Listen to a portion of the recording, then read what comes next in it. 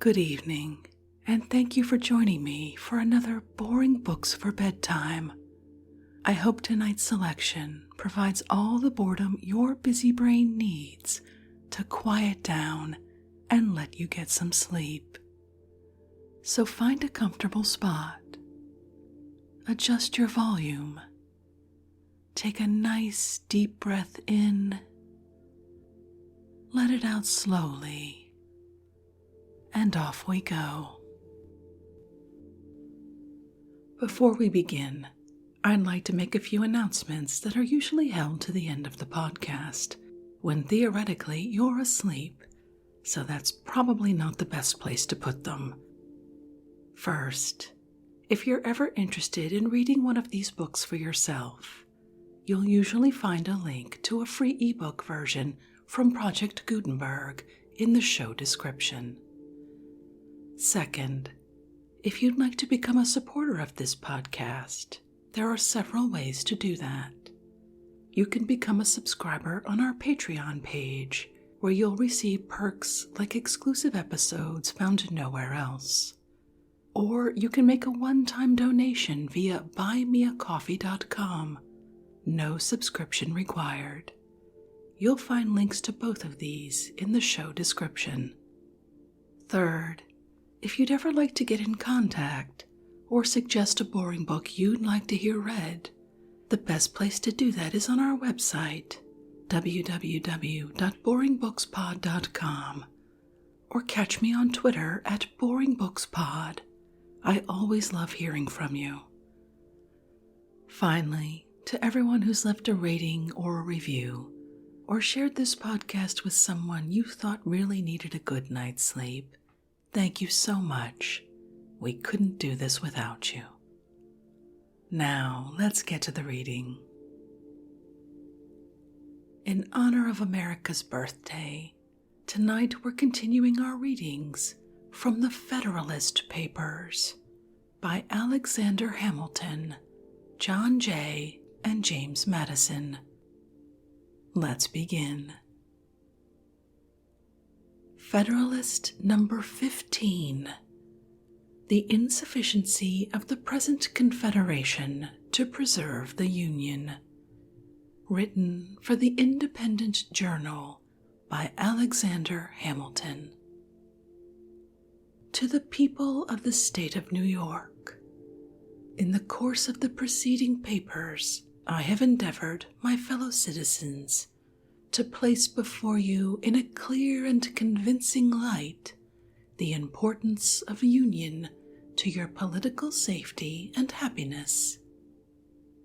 I have unfolded to you a complication of dangers to which you would be exposed, should you permit that sacred knot which binds the people of America together be severed or dissolved by ambition or by avarice, by jealousy or by misrepresentation. In the sequel of the inquiry through which I propose to accompany you, the truths intended to be inculcated will receive further confirmation from facts and arguments hitherto unnoticed. If the road over which you will still have to pass should in some places appear to you tedious or irksome, you will recollect that you are in quest of information on a subject the most momentous which can engage the attention of a free people, that the field through which you have to travel is in itself spacious, and that the difficulties of the journey have been unnecessarily increased by the mazes with which sophistry has beset the way. It will be my aim to remove the obstacles from your progress in as compendious a manner as it can be done, without sacrificing utility to dispatch. In pursuance of the plan which I have laid down for the discussion of the subject, the point next in order to be examined is the insufficiency of the present Confederation to the preservation of the Union. It may perhaps be asked what need there is of reasoning or proof to illustrate a position which is not either controverted or doubted, to which the understandings and feelings of all classes of men assent, and which in substance is admitted by the opponents as well as by the friends of the new Constitution. It must in truth be acknowledged that, however these may differ in other respects, they in general appear to harmonize in this sentiment at least, that there are material imperfections in our national system, and that something is necessary to be done to rescue us from impending anarchy. The facts that support this opinion are no longer objects of speculation.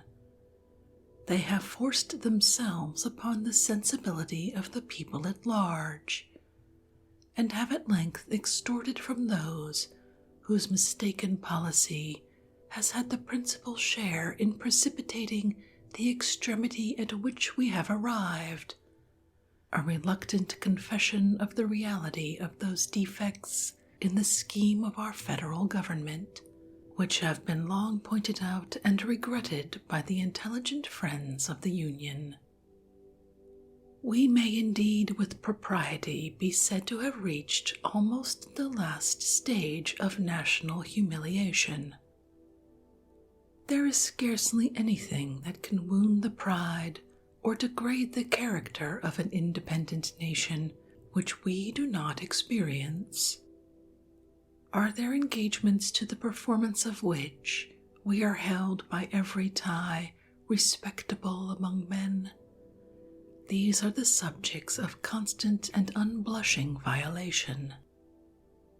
Do we owe debts to foreigners and to our own citizens, contracted in a time of imminent peril for the preservation of our political existence? These remain without any proper or satisfactory provision for their discharge. Have we valuable territories and important posts in the possession of a foreign power, which by express stipulations ought long since to have been surrendered? These are still retained, to the prejudice of our interests, not less than of our rights. Are we in a condition to resent or to repel the aggression? We have neither troops, nor treasury, nor government. Are we even in a condition to remonstrate with dignity? These just imputations on our own faith in respect to the same treaty ought first to be removed. Are we entitled by nature and compact to a free participation in the navigation of the Mississippi? Spain excludes us from it. Is public credit an indispensable resource in time of public danger? We seem to have abandoned its cause as desperate and irretrievable. Is commerce of importance to national wealth? Ours is at the lowest point of declension. Is respectability in the eyes of foreign powers a safeguard against foreign encroachments? The imbecility of our government even forbids them to treat with us. Our ambassadors abroad are the mere pageants of mimic sovereignty. Is a violent and unnatural decrease in the value of land a symptom of national distress? The price of improved land in most parts of the country is much lower than can be accounted for by the quantity of waste land at market, and can only be fully explained by that want of private and public confidence which are so alarmingly prevalent among all ranks, and which have a direct tendency to depreciate property of every kind. Is private credit the friend and patron of industry? That most useful kind which relates to borrowing and lending is reduced within the narrowest limits, and this still more from an opinion of insecurity than from the scarcity of money. To shorten an enumeration of particulars which can afford neither pleasure nor instruction, it may in general be demanded, what indication is there of national disorder, poverty, and insignificance that could befall a community so peculiarly blessed with natural advantages as we are, which does not form a part of the dark catalogue of our public misfortunes? This is the melancholy situation to which we have been brought by those very maxims and counsels which would now deter us from adopting the proposed Constitution, and which, not content with having conducted us to the brink of a precipice, seem resolved to plunge us into the abyss that awaits us below. Here, my countrymen, impelled by every motive that ought to influence an enlightened people, let us make a firm stand for our safety, our tranquility, our dignity, our reputation. Let us at last break the fatal charm which has too long seduced us from the paths of felicity and prosperity. It is true, as has been observed before, that facts too stubborn to be resisted have produced a species of general assent to the abstract proposition that there exist material defects in our national system. But the usefulness of the concession on the part of the old adversaries of federal measures is destroyed by a strenuous opposition to a remedy, upon the only principles that can give it a chance of success. While they admit that the government of the United States is destitute of energy, they contend against conferring upon it those powers which are requisite to supply that energy. They seem still to aim at things repugnant and irreconcilable, at an augmentation of federal authority without a diminution of state authority, at sovereignty in the Union and complete independence in the members. They still, in fine, seem to cherish with blind devotion the political monster of an imperium in imperio. This renders a full display of the principal defects of the Confederation necessary in order to show that the evils we experience do not proceed from minute or partial imperfections, but from fundamental errors in the structure of the building, which cannot be amended otherwise than by an alteration in the first principles and main pillars of the fabric. The great and radical vice in the construction of the existing Confederation is in the principle of legislation for states or governments. In their corporate or collective capacities, and as contradistinguished from the individuals of which they consist. Though this principle does not run through all the powers delegated to the Union, yet it pervades and governs those on which the efficacy of the rest depends. Except as to the rule of appointment, the United States has an indefinite discretion to make requisitions for men and money, but they have no authority to raise either, by regulations extending to the individual citizens of America. The consequence of this is, that though in theory their resolutions concerning those objects are laws, constitutionally binding on the members of the Union, yet in practice they are mere recommendations, which the states observe or disregard at their option.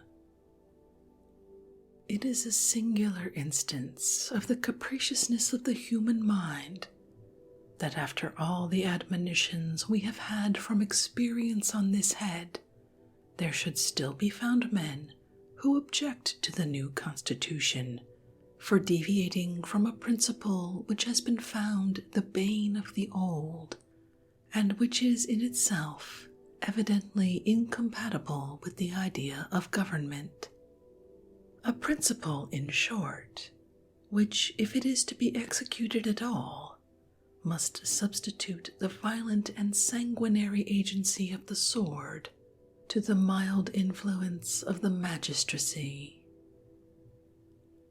There is nothing absurd or impracticable in the idea of a league or alliance between independent nations, for certain defined purposes precisely stated in a treaty regulating all the details of time, place, circumstance, and quantity, leaving nothing to future discretion, and depending for its execution on the good faith of the parties.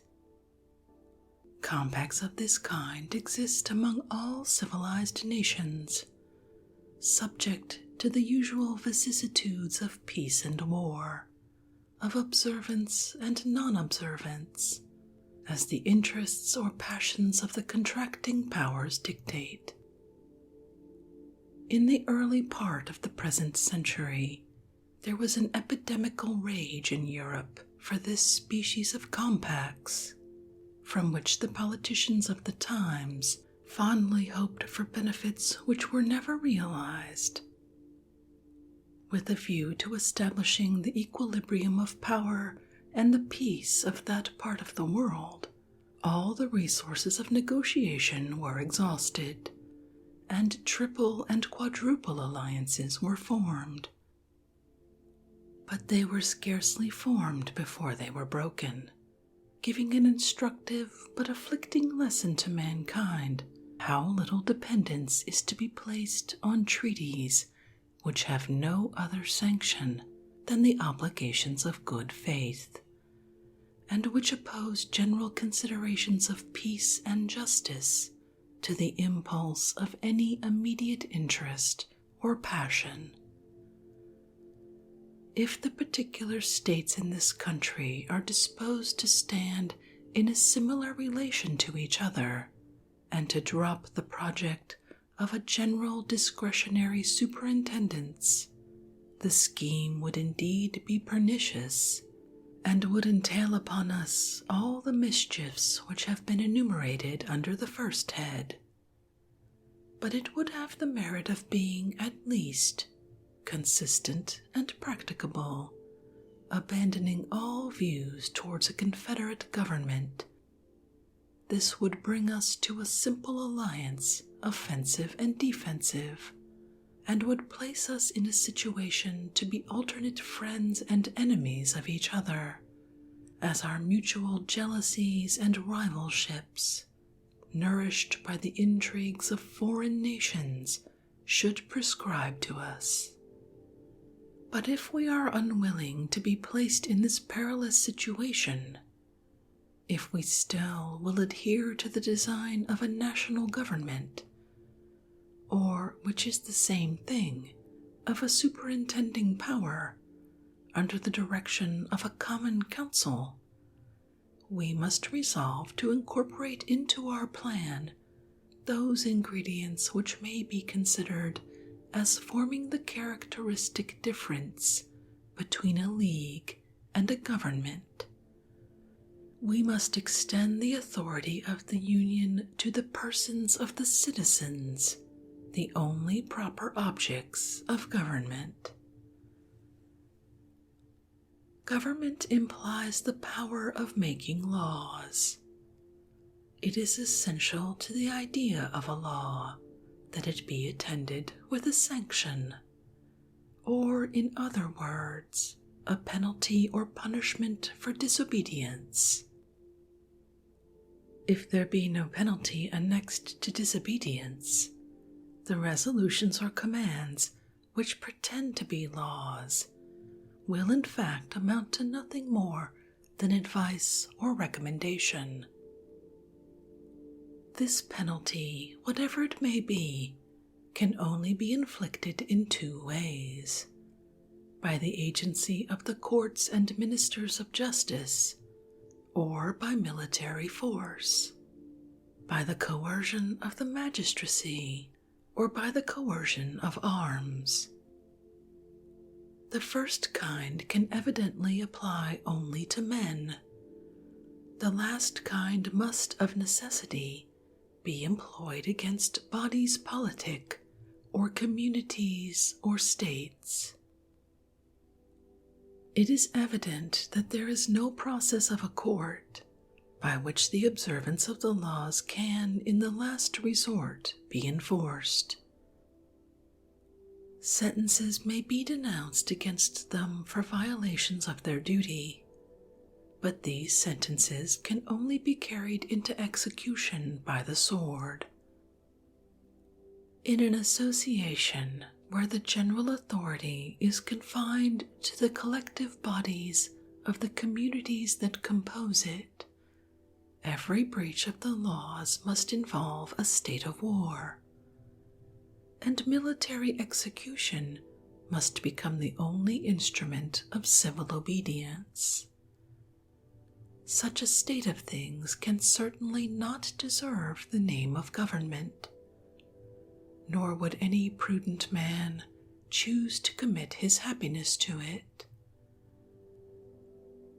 There was a time when we were told that breaches by the states of the regulations of the federal authority were not to be expected, that a sense of common interest would preside over the conduct of the respective members, and would beget a full compliance with all the constitutional requisitions of the Union. This language at the present day would appear as wild as a great part of what we now hear from the same quarter will be thought, when we shall have received further lessons from that best oracle of wisdom, experience. It at all times betrayed an ignorance of the true springs by which human conduct is actuated, and belied the original inducements to the establishment of civil power. Why has government been instituted at all? Because the passions of men will not conform to the dictates of reason and justice without constraint.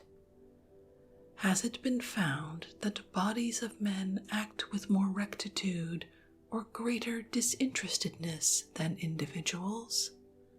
The contrary of this has been inferred by all accurate observers of the conduct of mankind, and the inference is founded upon obvious reasons.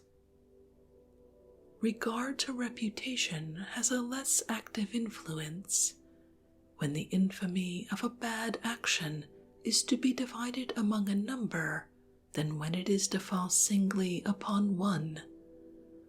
A spirit of faction, which is apt to mingle its poison in the deliberations of all bodies of men, will often hurry the persons of whom they are composed into improprieties and excesses, for which they would blush in a private capacity.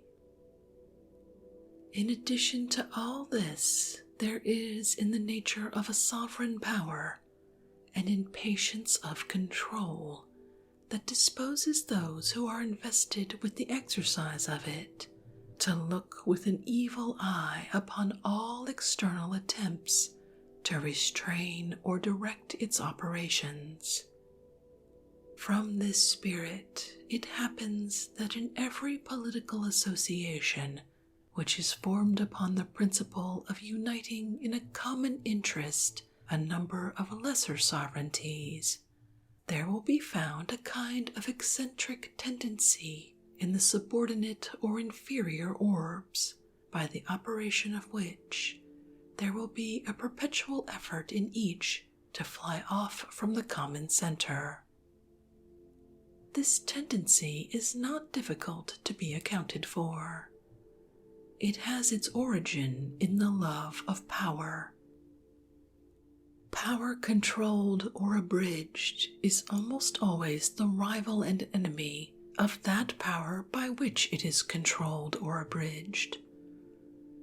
This simple proposition will teach us how little reason there is to expect that the persons entrusted with the administration of the affairs of the particular members of a confederacy will at all times be ready, with perfect good humor and an unbiased regard to the public weal, to execute the resolutions or decrees of the general authority. The reverse of this results from the constitution of human nature. If, therefore, the measures of the Confederacy cannot be executed without the intervention of the particular administrations, there will be little prospect of their being executed at all. The rulers of their respective members, whether they have a constitutional right to do it or not, will undertake to judge of the propriety of the measures themselves. They will consider the conformity of the thing proposed or required to their immediate interests or aims, the momentary conveniences or inconveniences that would attend its adoption. All this will be done, and in a spirit of interested and suspicious scrutiny, without that knowledge of national circumstances and reasons of state which is essential to a right judgment, and with the strong predilection in favor of local objects, which can hardly fail to mislead the decision. The same process must be repeated in every member of which the body is constituted, and the execution of the plans framed by the councils of the whole will always fluctuate on the discretion of the ill-informed and prejudiced opinion of every part. Those who have been conversant in the proceedings of popular assemblies, who have seen how difficult it often is, where there is no exterior pressure of circumstances, to bring them to harmonious resolutions on important points, will readily conceive how impossible it must be to induce a number of such assemblies, deliberating at a distance from each other, at different times and under different impressions, long to cooperate in the same views and pursuits.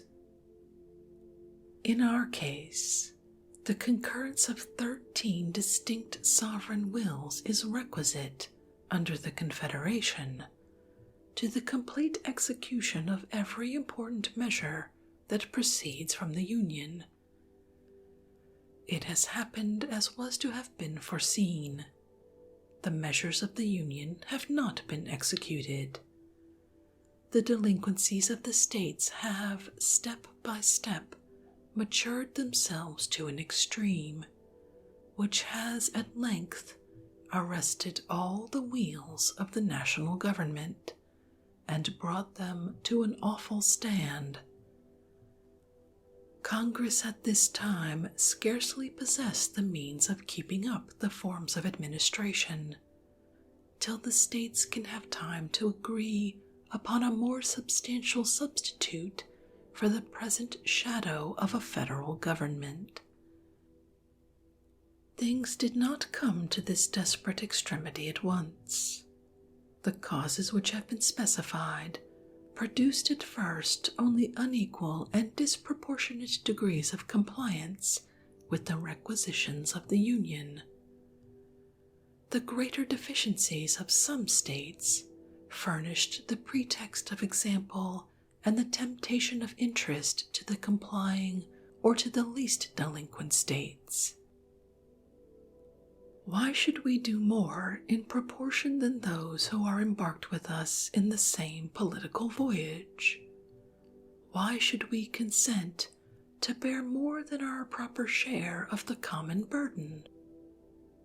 These were suggestions which human selfishness could not withstand, and which even speculative men, who looked forward to remote consequences, could not without hesitation combat.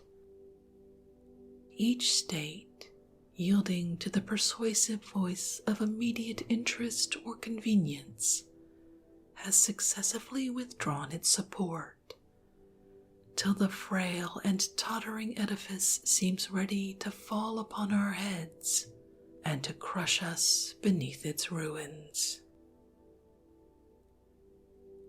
Federalist Number 16. The same subject continued. The insufficiency of the present Confederation to preserve the Union. From the New York Packet, Tuesday, December 4th, 1787. By Alexander Hamilton. To the people of the State of New York. The tendency of the principle of legislation for states or communities in their political capacities, as it has been exemplified by the experiment we have made of it, is equally attested by the events which have befallen all other governments of the Confederate kind, of which we have any account, in exact proportion to its prevalence in those systems. The confirmations of this fact will be worthy of a distinct and particular examination. I shall content myself with barely observing here that of all the confederacies of antiquity which history has handed down to us, the Lycian and Achaean leagues, as far as there remain vestiges of them, appear to have been most free from the fetters of that mistaken principle, and were accordingly those which have best deserved, and have most liberally received, the applauding suffrages of political writers. This exceptionable principle may, as truly as emphatically, be styled the parent of anarchy. It has been seen that delinquencies in the members of the Union are its natural and necessary offspring, and that whenever they happen, the only constitutional remedy is force, and the immediate effect of the use of it, civil war. It remains to inquire how far so odious an engine of government, in its application to us, would even be capable of answering its end.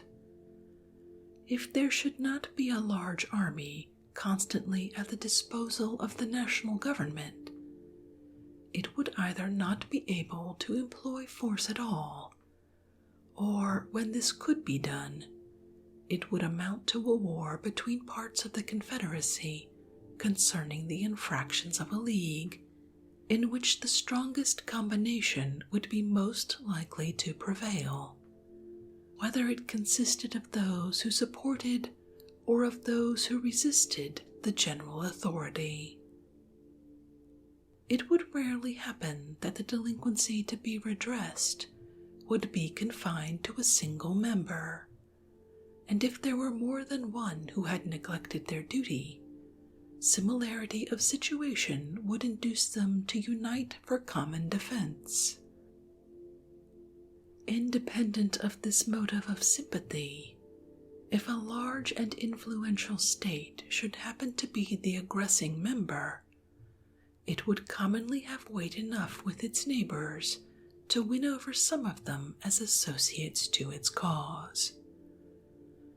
Specious arguments of danger to the common liberty could easily be contrived.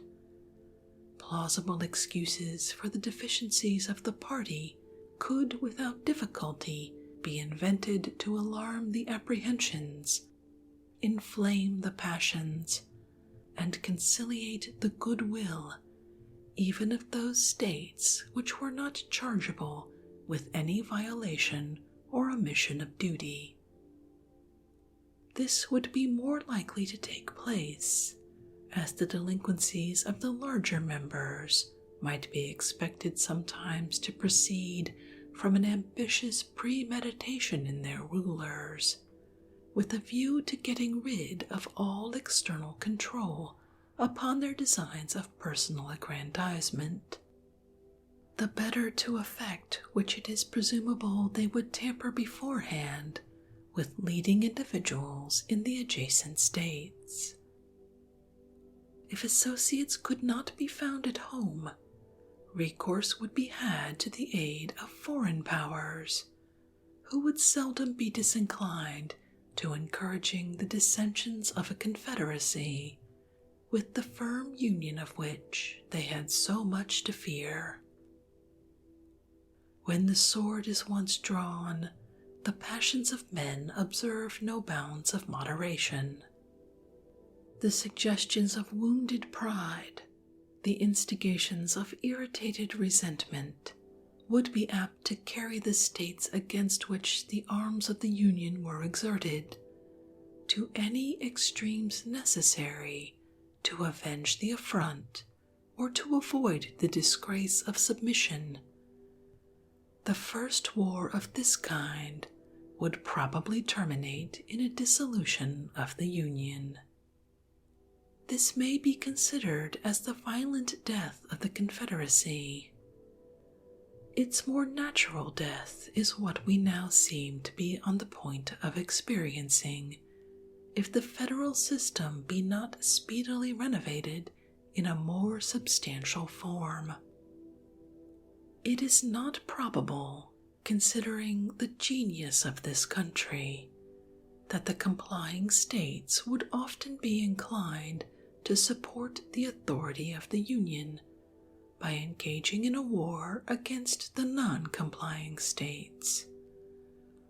They would always be more ready to pursue the milder course of putting themselves upon an equal footing with the delinquent members by an imitation of their example, and the guilt of all would thus become the security of all. Our past experience has exhibited the operation of this spirit in its full light. There would, in fact, be an insuperable difficulty in ascertaining when force could with propriety be employed. In the article of pecuniary contribution, which would be the most usual source of delinquency, it would often be impossible to decide whether it had proceeded from disinclination or inability. The pretense of the latter would always be at hand, and the case must be very flagrant in which its fallacy could be detected with sufficient certainty to justify the harsh expedient of compulsion.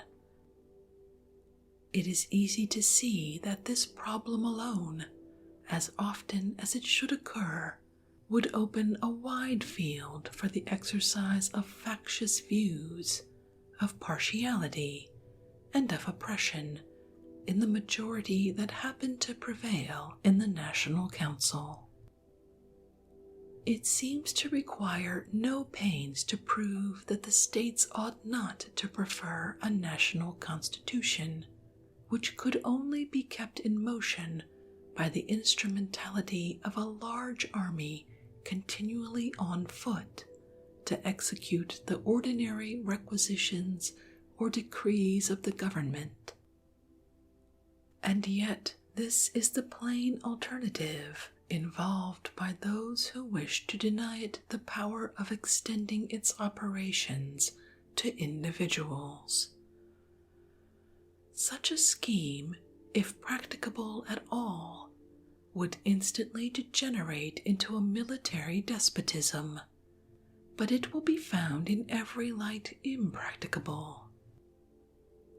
The resources of the Union would not be equal to the maintenance of an army considerable enough to confine the larger states within the limits of their duty, nor would the means ever be furnished of forming such an army in the first instance.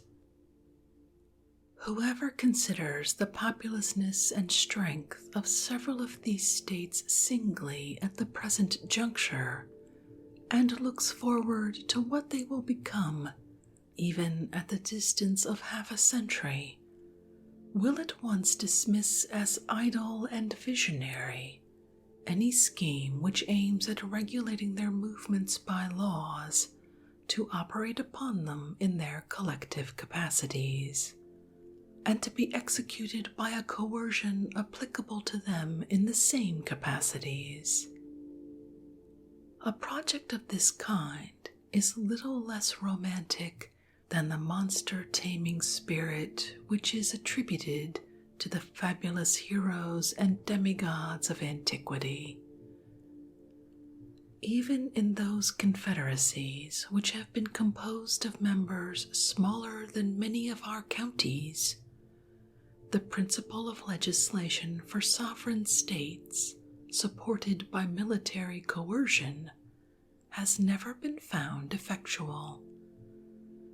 It has rarely been attempted to be employed but against the weaker members, and in most instances attempts to coerce the refractory and disobedient have been the signals of bloody wars in which one half of the Confederacy has displayed its banners against the other half.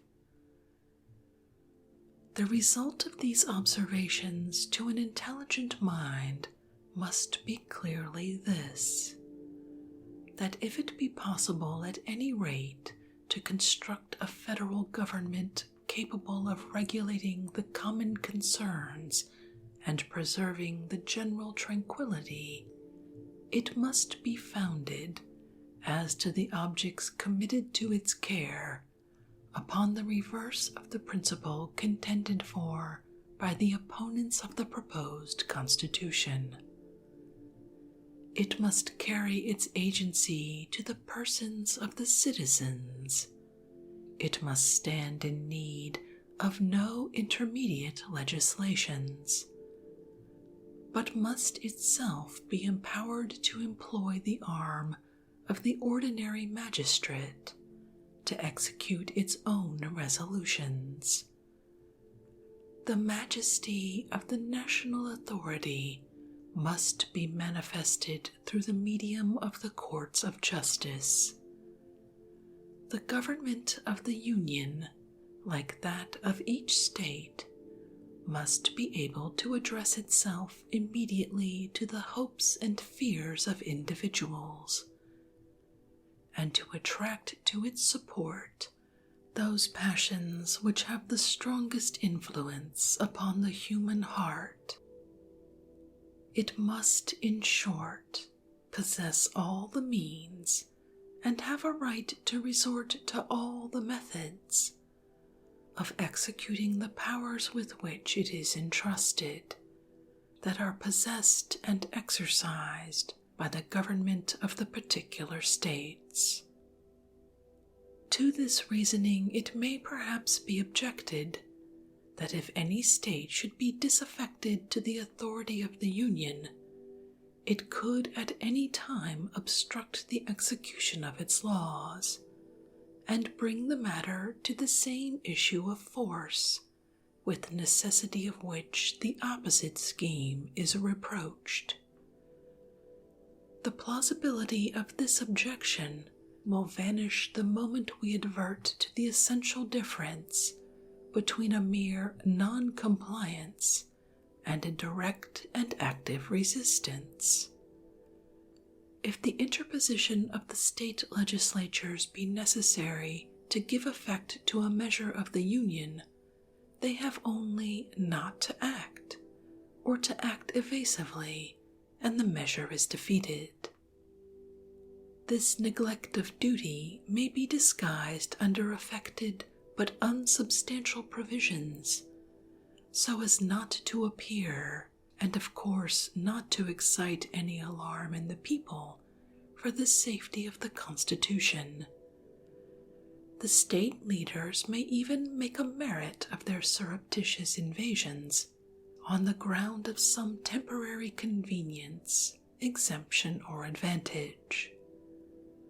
But if the execution of the laws of the national government should not require the intervention of the state legislatures, if they were to pass into immediate operation upon the citizens themselves, the particular governments could not interrupt their progress without an open and violent exertion of an unconstitutional power.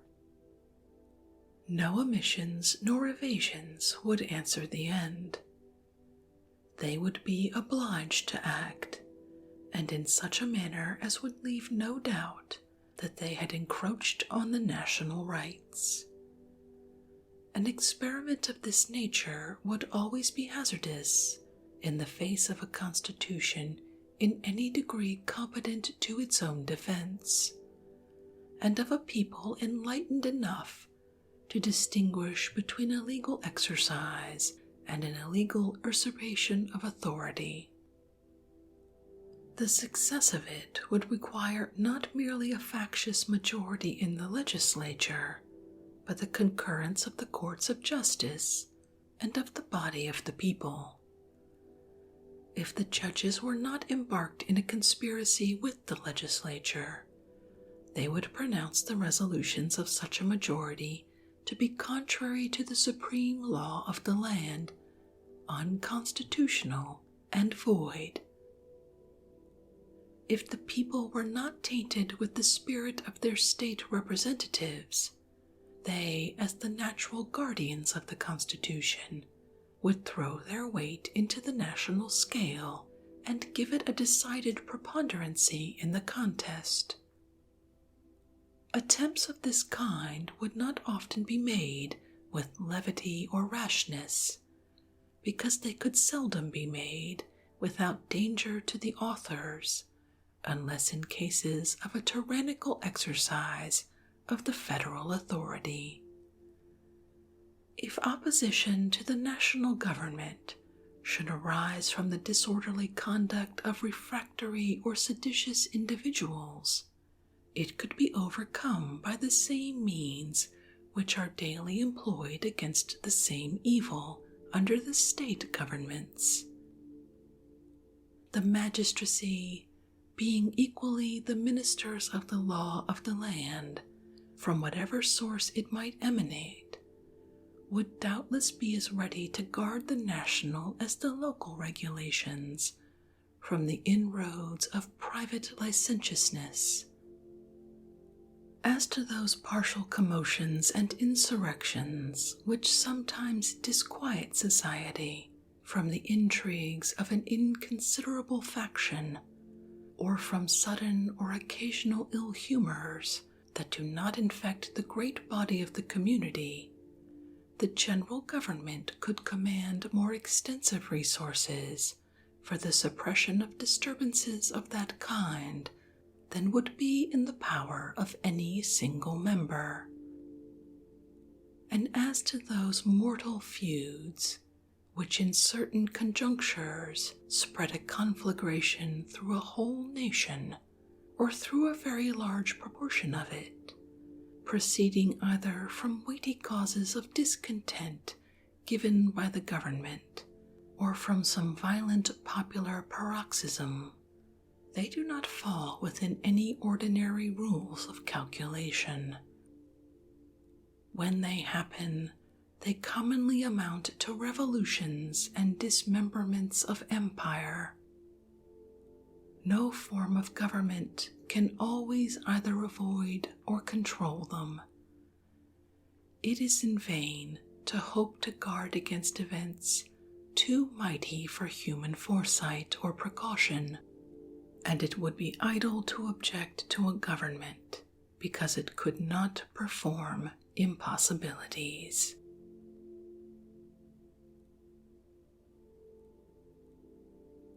And with that, I think we'll end these readings from the Federalist Papers, written by Alexander Hamilton, John Jay, and James Madison.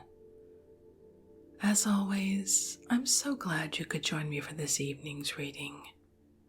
Until our next boring book, thank you and good night.